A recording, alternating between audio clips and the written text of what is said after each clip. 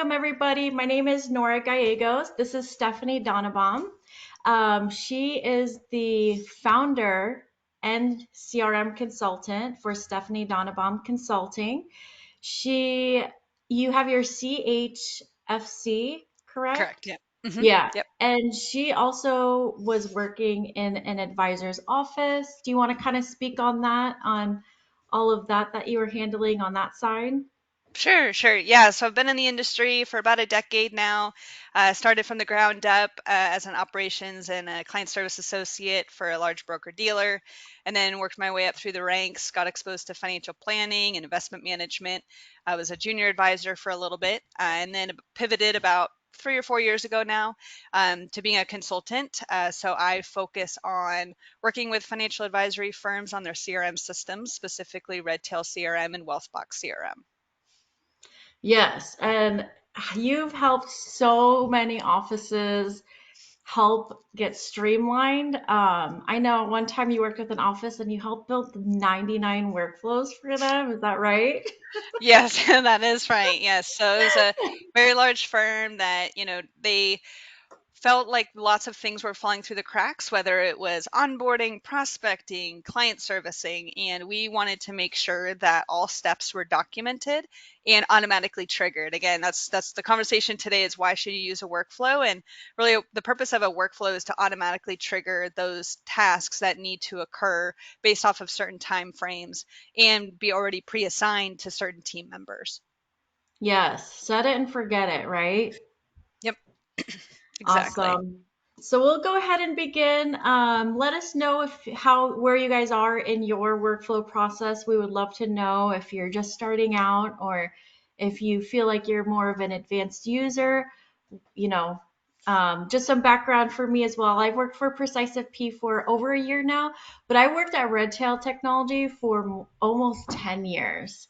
So I worked one-on-one with offices all the time to train them and talk about workflows, definitely daily, and do the Redtail universities as well.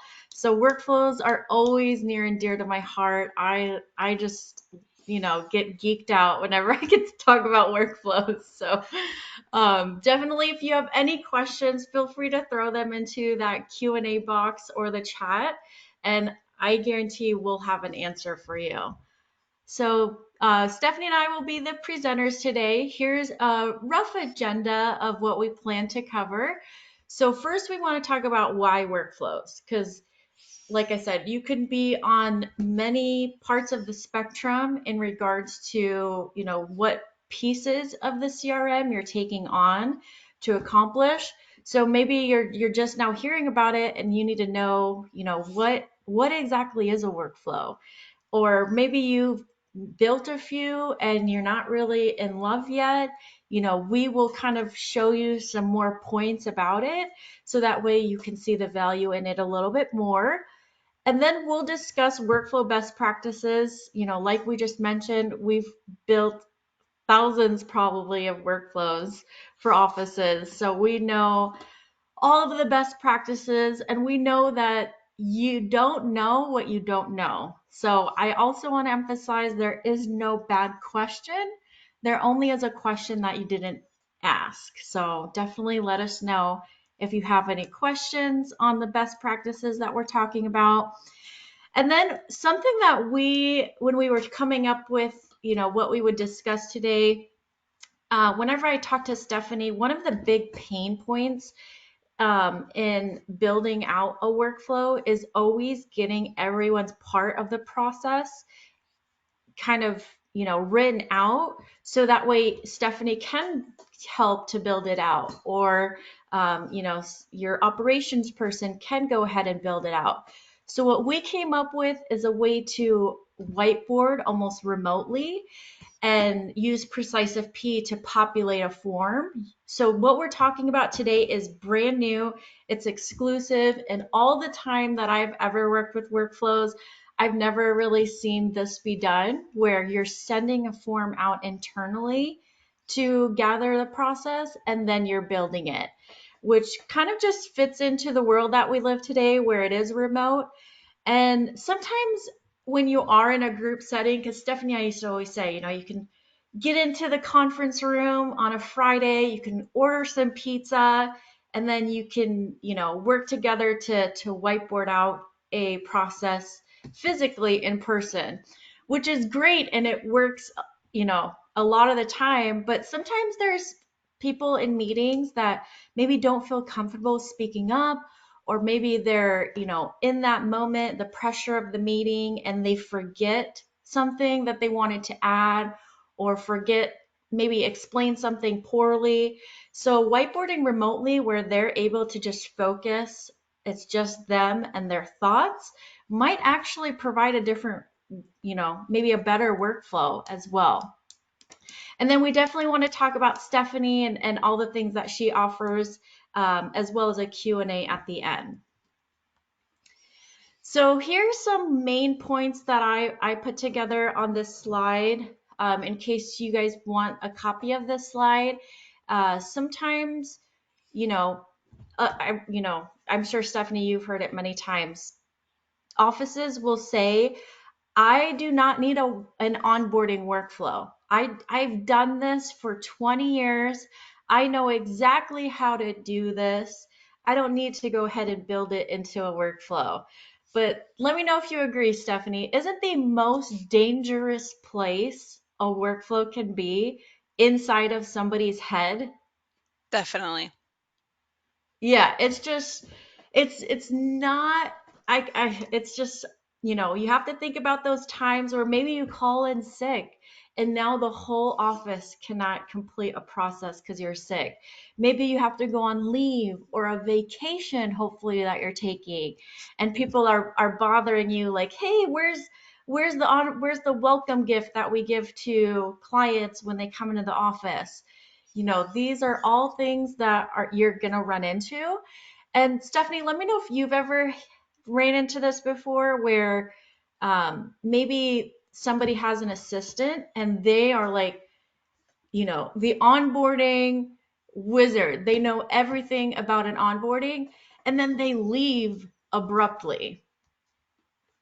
Definitely. No, that happens sadly very often. And the firms that I'm working with are a whole variety of different sizes, but where I really see it being the most impactful is when they are scaling. So when we're talking about those solo advisors, and then they bring on an admin, and then there's another advisor, and then we bring on an operation. So as you're scaling, having all of those processes documented and in the system is super critical. And then being able to set it up properly. So really understanding, and again, we'll probably get into this here shortly, but, assigning those workflows to more so the role. So whether it's client service or if it's operations, admin, advisor versus the actual person, because as Nora was mentioning, the people themselves may not be in that role. Let's put a positive spin on it. Maybe they get promoted, right? Like Yeah. maybe it's an admin who's now going to go into operations, and then maybe they become an advisor. So really you want to make sure that these workflows are built for the roles that need to accomplish each of those tasks.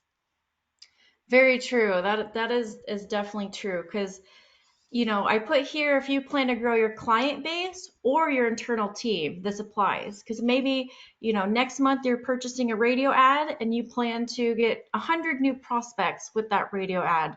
How are you going to make sure that, it's mentioned here in the second point, if prospect A talks to prospect B, they can say that they have the same experience.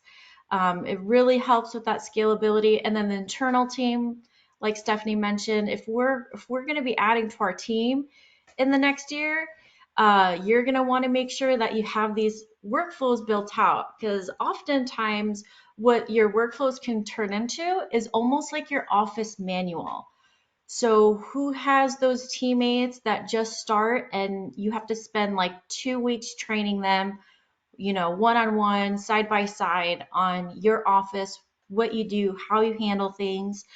Well, with workflows, what you can do instead is say, hey, this is how we handle an onboarding. This is what we do for a client review. If we have an event, this is our process.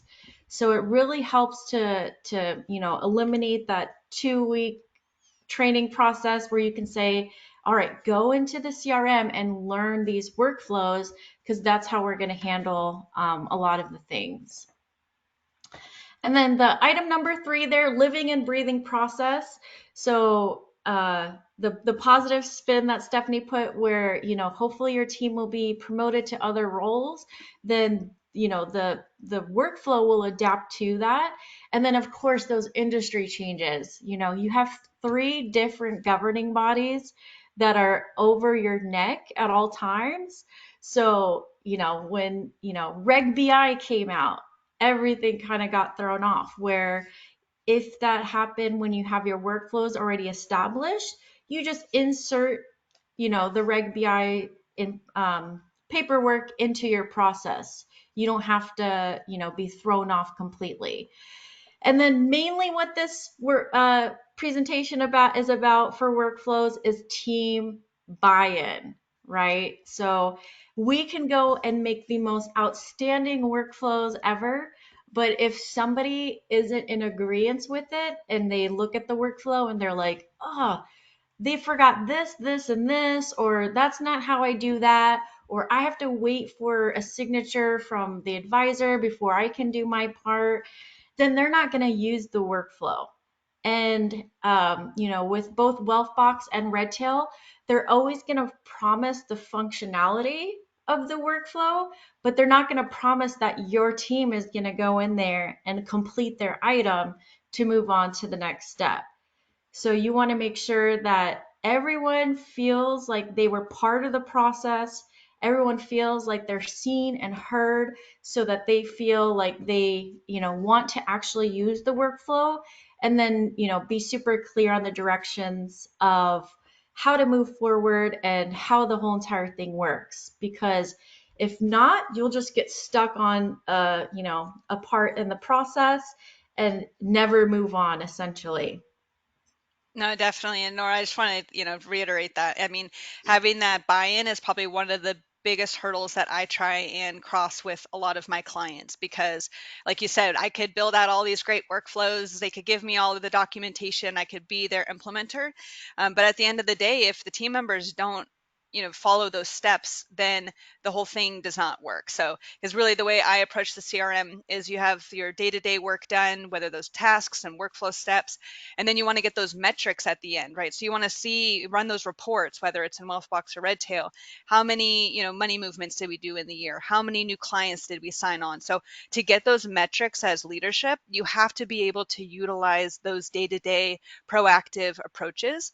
And again, so just to really do that buy-in, there's so many different ways that you can do that. So whether that is bringing people in from the ground up when you're building these processes, they feel like they are part of the process and you actually hear from the boots on the ground what's going on, especially when it comes to the custodian side of things, right? Because again, things like you were mentioning with Reg BI, things change all the time. When I was in operations, it felt like every month there was like a new form or a new adjustment to the money link or something like that. So, making sure that you have a true understanding of what's happening throughout the process. So again, for onboarding, what are the new, when form CRS came out, okay, now we got to throw that into the mix. So really understanding what is required and what needs to be done by each team member, and then encouraging them.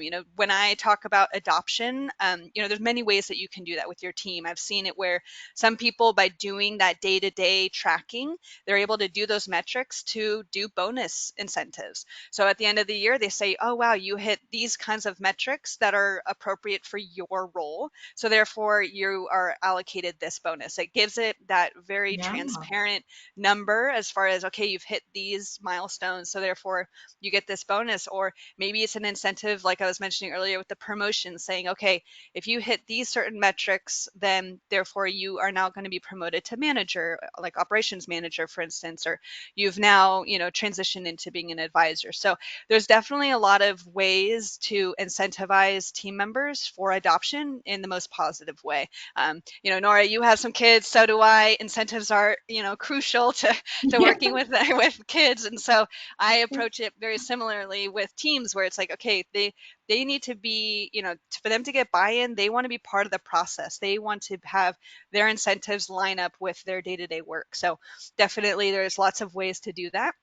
But again, I think team buy-in, all of these are super important, but I definitely put number 4 as very high up on the list as far as what needs to happen in order for workflows to be successful. Yes, exactly. And that's why I love, a service with Stephanie, for example, because as an advisor or even as an office, you really don't have the time or resources to go in and become a workflow genius, know it from head to toe, up and down, all around. So, having Stephanie come in who's done this so many times and knows all of the best practices really takes that off of your plate, and then she'll just tell you what you need to know. She's not, explaining every nitty gritty, everything, but it's just, you need to know this. You're the advisor. You need to go ahead and know these analytics or know a high level bird's eye view of performance. Your spot is the reports, where the other staff needs to look here and really just, blocks out all the extra noise. Definitely. Yeah, I would say a lot of times, especially when we're talking about those medium to larger firms that I work with, I really try and not only build the system to be role specific, but like you were saying, how do you approach the features? Because there are a lot of advisors who say, I don't need to know the specifics of what people are doing. I just need to know high level what's going on. So again, that's why these CRMs are really robust when we use those practice management portions of them. Redtail and Wealthbox, they have dashboards. Wealthbox just came out with this whole dashboard feature, which is pretty awesome. So, being able to understand that, the CRM, you don't have to be an expert of all. You just need to understand what's your role, how do you best use the system? Because, everyone on this call got into client service, into financial services because they want to work with clients. So, it's not, they did not come into it wanting to be in technology. So, Yeah, some of us are better than others. And so, therefore, in my opinion, if you came into this wanting to be in front of clients, really capitalizing on technology to put you in a good solid position to do that can only benefit you. exactly. Really well put.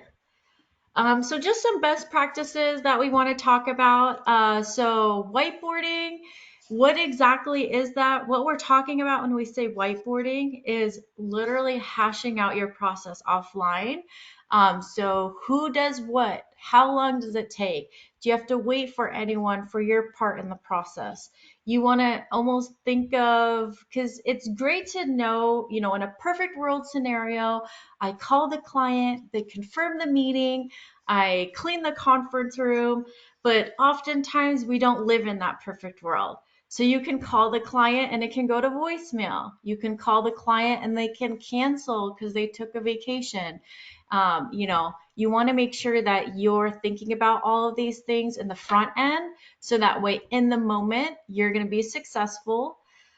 Hashing out that process offline is always suggested, because then you don't have to copy and paste and delete and add and move while you're in the system. And then starting small. So maybe add one workflow, get everyone used to it, and build from there. And know the terminology. So the two software, they vary slightly, but you want to know what is a step or what is an outcome to kind of, you know, successfully work with the workflow. Definitely. And I did want to make one other comment too about that is that, when we talk about whiteboarding the procedures, it can be done virtually, it can be done, I've done it where I've worked with clients and, I bring up tablet and we just start drawing it out together. Yeah, And so really it just depends on how best people work. I'm a visual person, so I like to draw it out. Some people like to talk it out. So it just depends on how best can you get that information from up here onto, whether it's electronic or onto a white piece of paper. Um, and really, to me, taking that to the next level, making sure that someone internally, going back to kind of adoption and just whiteboarding in general, if you have someone internally, typically I would say this is more often than not like the operations manager, but if you have someone internally who is the subject matter expert, whether it's on the process or the software, that can be a huge game changer. So if someone can be in charge of, okay, what are the latest, let's just say, for instance, with Redtail, what are the latest updates that Redtail is what's happening with them, and then also just making sure that there's someone as the gatekeeper of all of those procedures and making sure that everything is running smoothly. So again, I highly recommend, some sort of internal expert, both for the technology, and this is also for all technology. So if we're talking outside of the CRM, realm, and looking at all those integration partners, you always want to have someone be in charge of all of those other technologies. So that way, when they integrate, you have that information. And I'm a huge proponent of integrations, which is why we're on here today. PreciseFP is a great example of one that really has blended the, process of having to reach out to clients, gather that information, and get it into the CRM, and really alleviating that, pressure and that pain point of having to communicate with the client and taking up staff time. So that way they are really focused on what needs to happen, which is more manual in nature. So definitely just wanted to make that little comment of make sure you got that subject matter expert. I'm here, and I'm definitely help clients be that in the interim, but, I try and set up my clients for success where I go in, I teach best practices, we set up the system. I'm definitely there. Some of my clients call me a designated pitcher kind of thing, hitter. So then you come in, it's funny. And they always say, they're like, okay, I'm on the bench. And then I come out, help them out. And then I go back. So yeah, designated hitter. So, it just depends on, what you need. But even within that role that I play with people, with firms, it's so important to have someone internally to also be that, that subject matter expert. Yes, yep, you're pinch hitting in the World Series, right? Yep, exactly. Yeah, and you don't want someone going rogue into the system and messing everything up. You can Yep. say, if you want to add something or change something, go see this person and they will do it for you instead of someone going rogue and adding a bunch of things into the workflow that don't make sense. Yeah, and then I did want to make a comment too. Like you can, in these CRMs, you can make one-off workflows and one-off tasks. But what we're talking about today are those templates. So, we can build, what's nice is that you can create these, workflows, and then you can save them as templates. And so then they're repeatable. And, as Nora was mentioning, being able to have those steps and making sure that they're not changing all that often, unless some sort of internal process changes. But, by using the template part of these features really makes it a lot more streamlined. There's no question. And again, having that external documentation saying, okay, we are now going to onboard, so we are going to launch XYZ workflow, and everything is pre-populated. That's what's so nice about these templates. There's no question as far as when the due dates are, who's in charge of what. It's already pre-created, so that way the team members aren't having, there's no email back and forth. Okay, did you do this? Is this happening? Where are we at? You can just go into the CRM and see exactly what's going on. Yeah, or what did it used to be in the office where you like yell down the hall, "Did you print that report?"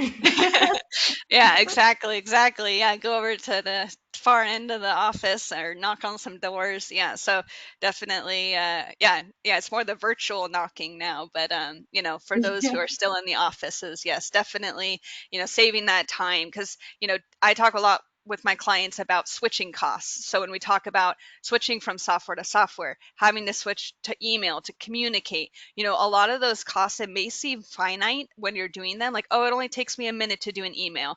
I have a lot of clients who try and explain, well, no, I can just send this via email. I don't need a workflow. I'm like, well, if you actually look at the time it takes you to do those emails, maybe one-off emails don't seem like they take a lot of time. But when we talk about the whole year, when we talk about the whole client experience, it does add up. And so being able to not have to worry about what needs to happen, can really, really save you a lot of time. Yep, I love that. Yeah, you kind of gotta put it in perspective, definitely.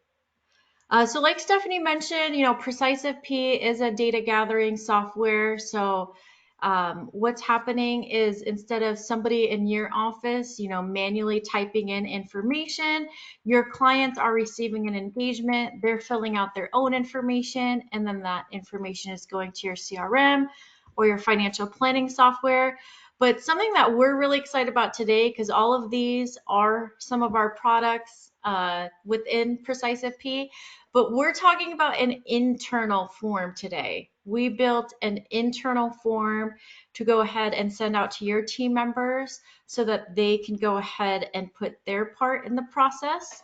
So today what we'll do is we'll go into PreciseFP. We'll show you that engagement that we created for Stephanie, to go ahead and gather that process from your teammates, create that buy-in, and then from there we'll go ahead and talk about the specific services that Stephanie's offering. These are all so valuable to an office. So we'll go ahead and jump into the system. I'll go ahead and share my web browser for PreciseFP. And what you're going to see initially is kind of the front page news of what, when you log into PreciseFP, this is what you see. These are all of the engagements that are out live in action right now, and it's giving you some analytics even, to kind of see, how many people have you engaged with, what have you done with who. I'm going to go to templates here on the left and go to my templates. And what I did to create this is I clicked on the plus sign in the top right hand corner, because same thing, we have a whole form library that have pre-baked templates for you, but you also have a lot of power in your hand to create templates on the go. So I created a one-off template with Stephanie. I called it Stephanie Dannebaum workflow form, and it says use this internally to whiteboard your workflows. So you can go ahead and customize it, but I'll preview it to kind of look at it the um, from the perspective of your teammate receiving this. So what we're letting them know on this welcome page is just, what is this? Why are we doing this? So I just put some language here, as part of our ongoing efforts to streamline everything, make sure nothing slips through the cracks. We're creating an onboarding workflow, and we're going to inject our secret sauce into this. So speaking of a secret sauce, you want to make sure that you're thinking about those very greatly when you're building out, when your teammates are kind of going through this form. Maybe when your client arrives to your office, you throw their name on a marquee and it says, welcome, David and Daria, and they feel those warm and fuzzies inside and take a selfie before they go to the conference room. You want to think of your secret sauce. Maybe you make a charcuterie board for them that's customized to their family name. You want to go ahead and put whatever you're doing into the process to make sure that it's unique to your office. And I just put in here a workflow sample from Redtail. Just maybe I'm, the assistant and I'm getting this engagement to fill out my part of the process. And I read this and I'm still like, what exactly are they talking about with this whiteboard situation? I can look here and kind of see an example of what that could mean, and then it can kind of help guide me a little bit further. So this is really short and sweet. You'll notice down here in this bar, this is a 3-page engagement. The first page is the welcome and the last page is the, finish page. So really it's just a 1-pager here where you're sending this to your staff and they're going to be able to list out their to-do items. And I put in verb format here just because you want to make it like this, where it says call client, print documents, reserve conference room. Maybe you put their name on the marquee. You want to list it out into those verbs. So that way, once you list everything out, then you can order it. You can say, oh, I have to do this first, or I can't, I don't want to print the reports until 1 hour before they get there, because if they cancel last minute, then all of those reports will be outdated for their rescheduled appointment. And what happens when you don't do this, Stephanie? If people do not, write out all of their to-do items first, and it's just kind of guessing or forgetting things, it really throws off the process, right? Definitely, yeah. And things just start slipping through the cracks. And so this is really meant to be for you to go through a case study. I definitely encourage people as they're going through this process that you're still, as I work with clients, it's not like things stop and we work through this process and then you're able to open your doors again. You're still doing these things on a day-to-day basis. So I always Yeah. recommend having, I would almost say have this up in one screen, and then as you're doing things, just start jotting down, oh, this is what I did next. Oh, that's right, I forgot, I also do this. So making sure that you're documenting all those different steps, no matter what you're doing throughout the day. And again, having it as a verb, in action. So, what are the actual things that you are doing? Are you printing reports? Are you, doing, looking at certain account values? Are you, for, onboarding, right? Like, okay, what kind of documentation are you trying to put together? So making sure that you're, you don't have to think about it on the spot and all of that. I definitely recommend as you're doing things throughout the day to make notes of that and then put that into this process. That is the best suggestion ever, because sometimes you might run into writer's block where you're like, I don't know what I do. And if you're, doing it that day, you're going to know exactly what to put here. Yep, exactly. All right. So next thing we put here is next, provide any timeframes for completing the verbs listed above. So, same thing here. Maybe the conference room is always booked out. You need to book that, at least 3 weeks in advance. Or in your experience, calling clients to confirm that meeting, if you call them 1 week before, it's too early. If you call them the day before, it's too late. I need to call them 2 days before. Or maybe, that report example where you've had a lot of cancellations and those reports end up being outdated. So you want to make sure it's done right before they come in. You want to put that here so that way someone like Stephanie can read those, assess those, and put them into the process correctly to make sure that you're not really running into those hiccups or roadblocks.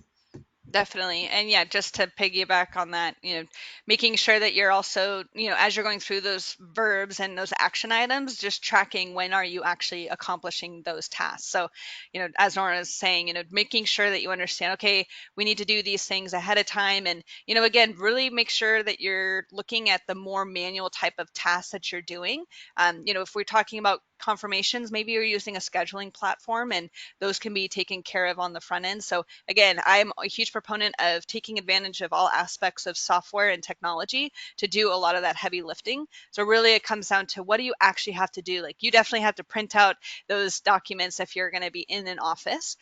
So let's say it's the financial plan or, if it's those account statements and the performance. So if it's things that you're actually doing that you cannot offload to technology, definitely, putting those together and then the time frames. Definitely, probably day of for a lot of those different reports, but, some other options are putting together an agenda. There's definitely lots of other things that have to happen leading up to it. And that's really the basis of a workflow is there's things that usually happen beforehand. There's things that happen the day of, and then there's a lot of follow up. So making sure that you're documenting all of those different steps and then making sure that we identify the timeframes that are associated with each of those, whether it's weeks before, days before, it's super critical to understand when those need to happen. Yes, it'll help everyone. It's like, help us help you. And Exactly. then the last thing we put here is any hangups for the items mentioned above. And you want to think about this a little carefully because you don't want to be too specific where it's like, the printer could be out of ink and I need to go to the storage closet, grab ink, put it in the printer. You want to trust that your team might have some of those basic problem solving skills, right? But, some of the other things that, could really throw off the process, you want to list them here. So maybe kind of like a best practice that I would always say in building a workflow, just for simplicity purposes, if you're in a step where you're trying to confirm the meeting, just for simplicity purposes, think, okay, in a perfect world scenario, what would happen next? If, something went wrong, what would happen? And then if, we needed to end this altogether because they didn't want to, come on board as a client, then what would happen? So it's almost a three step process where it's like perfect world, if something changed and if we needed to get out of this workflow. Definitely. And then when it comes to the workflows themselves, we're talking about outcomes. And so really understanding where are you going on this journey within this process. So, what's great about workflows compared to other features within a CRM is the outcome ability to bump around a workflow. So some processes may be a checklist, so there's just a variety of things that have to happen. But when we're talking about a lot of these procedures, specifically onboarding, prospecting, there's a lot of different variables that are at work. So when we're talking about prospecting, maybe they're not a good fit, so they're going to go down this path, or they are a good fit, they're going to go down this path, or oh, they're not ready yet, there's certain things that are happening, they seem like a good fit but they're not ready yet, so they're going to go down this path. And there's different things that have to happen with all three types of prospects, for example, or onboarding. We're going to go down this process, and then, like you said, someone goes on vacation, something happens, we got to pivot. So really having those different outcomes and those hangups identified can really put your firm in a good position to be able to build out those outcomes and easily pivot depending on where you need to go next. Yeah, exactly. It's a painful part of the process, but like I said in the beginning, if you do this in the front end, in the moment, it's just, snap, snap, snap. It's not, oh, I wish we need to add this, type this, change that, click this. It's just, it flows beautifully. And then you always want to kind of open the floor. We put this last box here for someone to list anything else they would like to include. This is where they can sound off maybe. Maybe they have, some really deep insight on this process and what makes it work or what makes it not work. And they want to, vent that here. You're giving them that ability.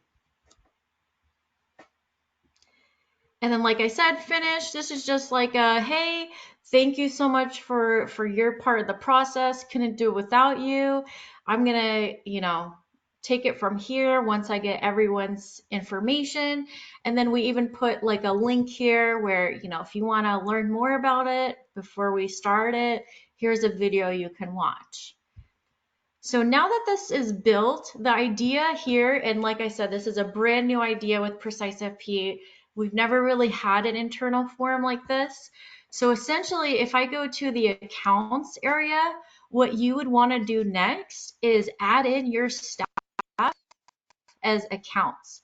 So that way, if Annie Anderson is, your assistant, you would just click on her name, click engage, choose with a form, and choose that form that you just created.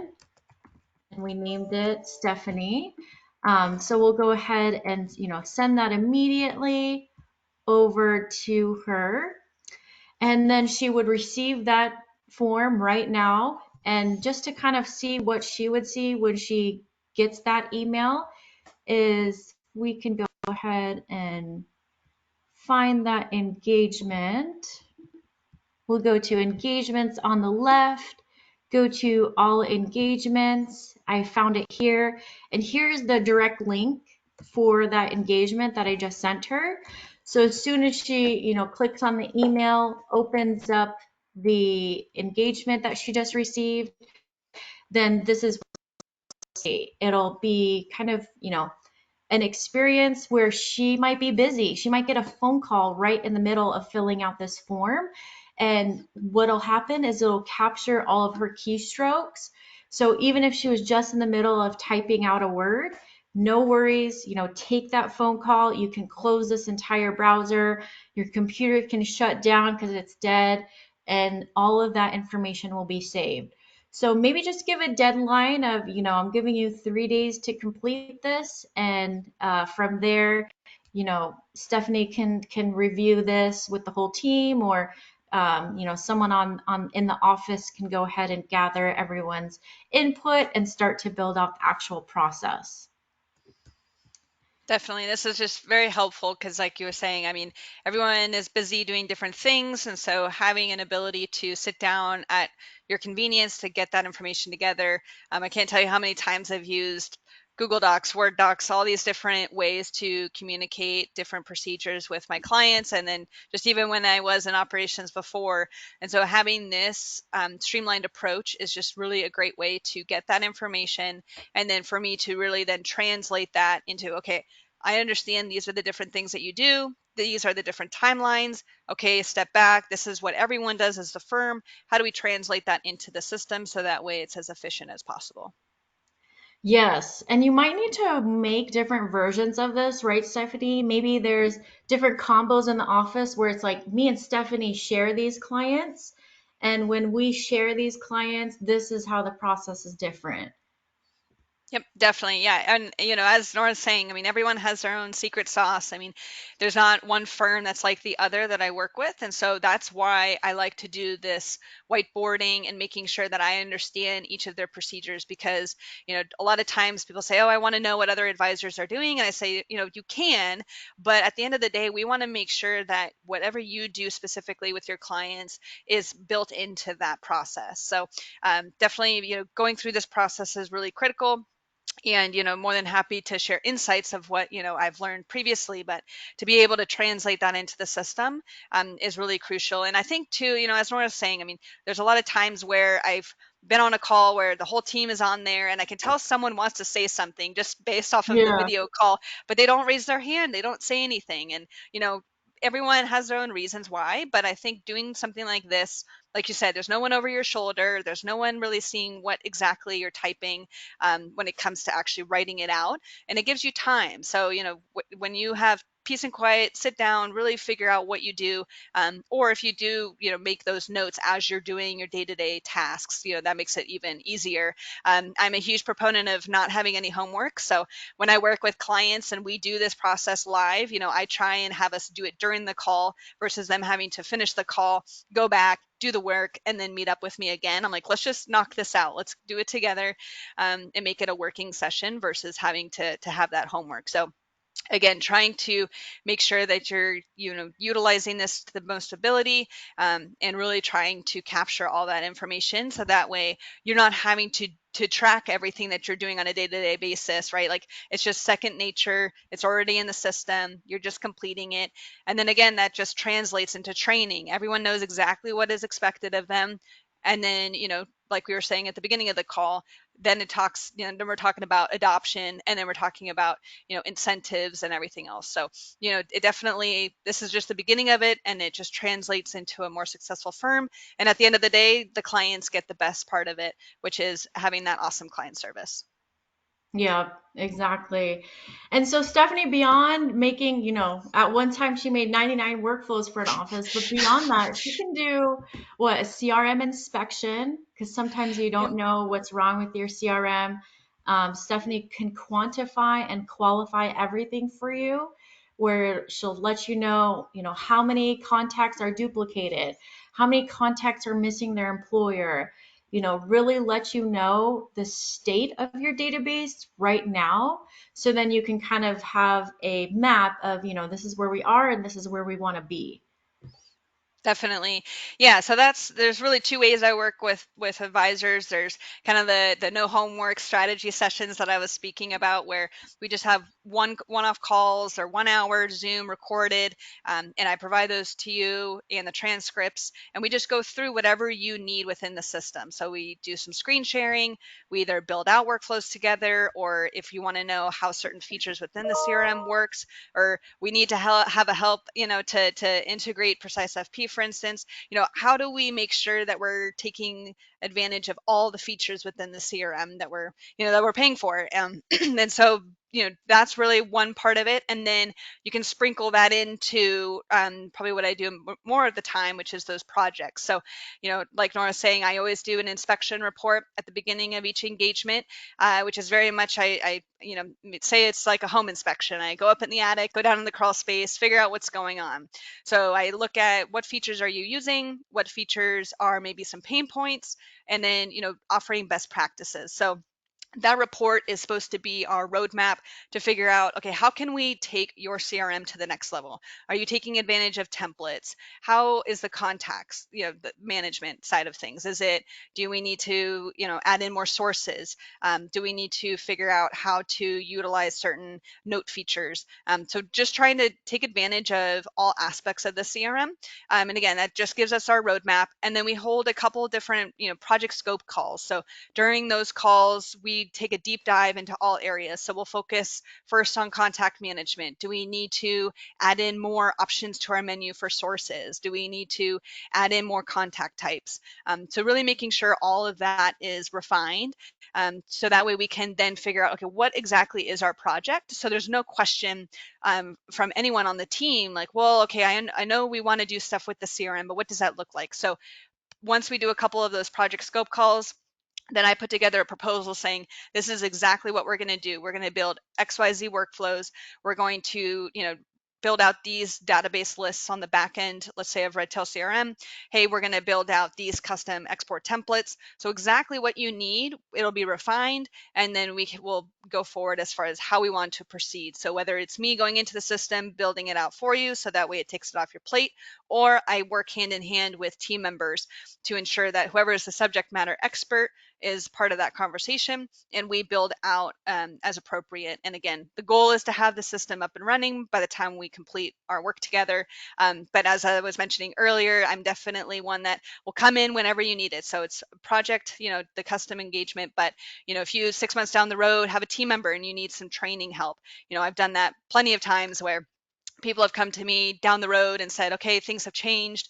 I was a solopreneur when we first met, but now I have a team of 3 or 4. How do I approach this? So it's like, okay, let's put together what we reviewed last time and then make sure that we are in a good position for you to scale going forward. So definitely I customize all of my engagements to ensure that every firm, just like how they have a custom engagement with all of their clients, want to make sure that we instill that within the team and have a great experience for the clients, that therefore on the day to day the team members are excited to come into work because they know there's no question as far as what is expected of them, and then they're more encouraged, and then that just leads to better client service.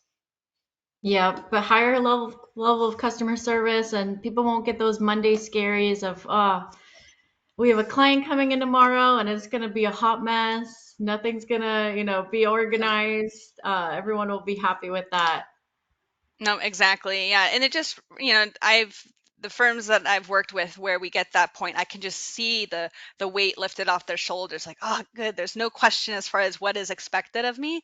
Because that's the worst thing, is having miscommunication between team members. And then I just can see there's this, this grift between the two, and it's just tough. And so utilizing the technology to help alleviate that can really be a huge game changer for a firm. So definitely, I highly recommend everyone go through this process, try and take advantage and really learn as much as they can. And again, have a subject matter expert in your team, so that way you can stay on top of all the different updates. The CRM softwares and everyone else in advisor tech is just growing exponentially. I mean, Kitsis and his advisor tech, map is just ever growing.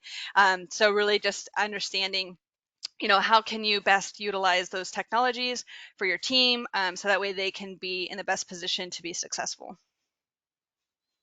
Yep, I love that. Someone put it the other day that map is turning into a quilt. So, Yeah.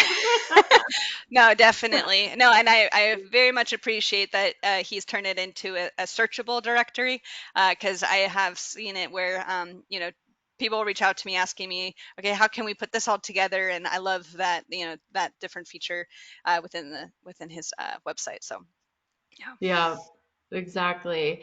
And how nice is it as an office, you log in and all of your workflows that you talked about for the last couple of Zooms are already there ready for you to do. Because Yep. I imagine, because for Redtail, for example, it'll track every single change, addition, or deletion being made in that timeline, and you would just log in and see that timeline up by like 1,000 because Stephanie made all of the workflows in your system.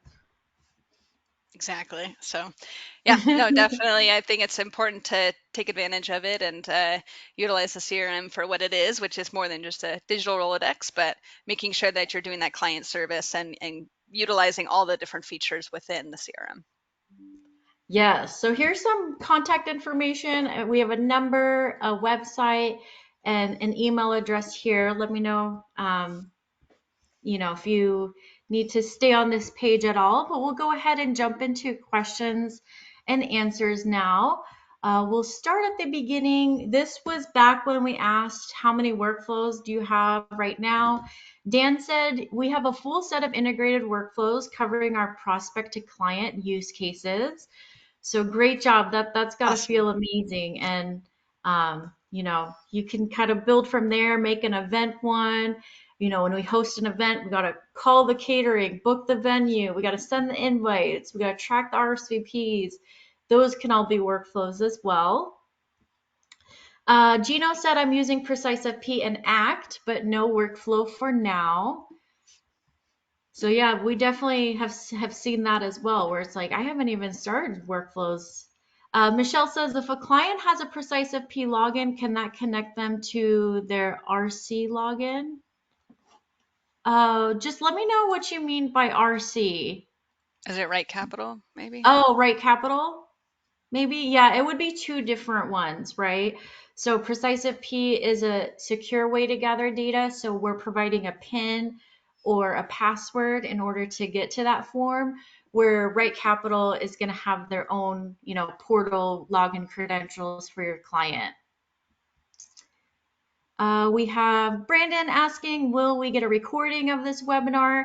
Yes, today's session is recorded. To follow up today, the video will hit the shop for some editing, and then we'll go ahead and distribute it for anyone that was, had to jump off at all. Michelle says, are there actually workflow templates in PreciseFP? With the PreciseFP, there is that word workflow, but I guess it would be a little bit different. What you're using PreciseFP workflow for is, and they are pre-built in there.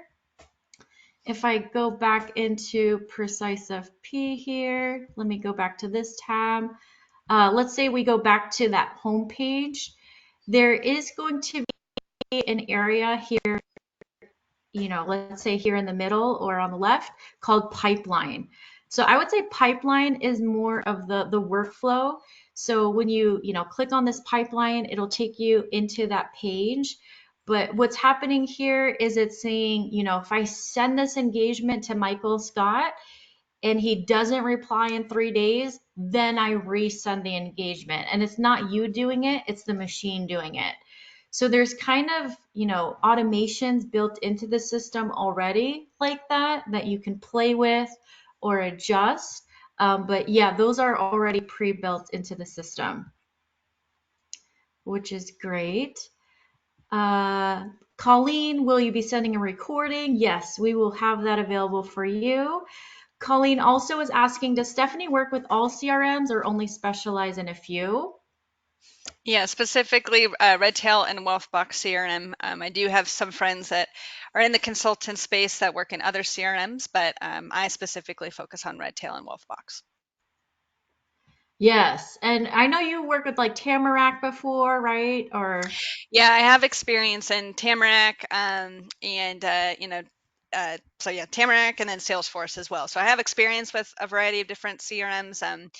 When I was in operations and an advisor, I was always the, resident tech expert. So I have yeah. definitely experience in all of them. I've helped quite a few firms actually transition. So, whether you're coming from Smart Office, coming from Act, all these other ones, Juncture and such, if you're coming into Wealthbox and Redtail, I have helped clients be their liaison to work with both sides and to be able to bring in the systems and understand, okay, how can we translate our procedures in all those other CRMs over? So maybe you are a great workflow expert when it comes to your CRM, but you want to transition to Redtail or Wealthbox and you just don't know how to accomplish that.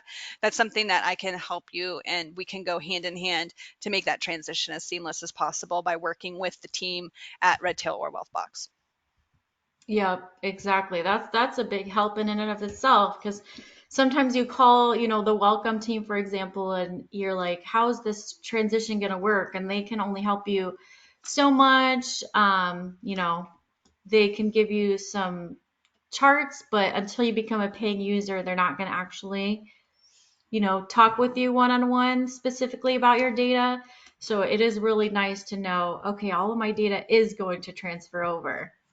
Right. And really, we're talking about the data itself. So, a majority of these conversions over to other softwares there's certain data points that can only come over, such as contact management. So, you got to go in and discover what exactly can come over. So, 9 times out of 10, a lot of these different workflows and different practice management templates do not come over just because every CRM is different. So, again, that's something where I'm able to come in and the items that the system cannot automatically be uploaded in, that's where I come in and we build it out and make sure that it is as seamless as possible. Great. And we have Dan asking or saying we are also using tango.us for our workflows. And that's something I never heard of. I've definitely heard of Hubly, and Yep. Stephanie's worked with Hubly clients Yep. before too. Yep. Yep. I've worked with Hubly. I haven't heard of Tango. I'll have to check that one out. Yeah, it sounds cool just by the name. And then Dan said we're triggering PreciseFP pipeline automations using Redtail status and category when importing Redtail clients or contacts. Awesome. That that's a great way to do it. Just put it all the way in action from, software to software. That's great.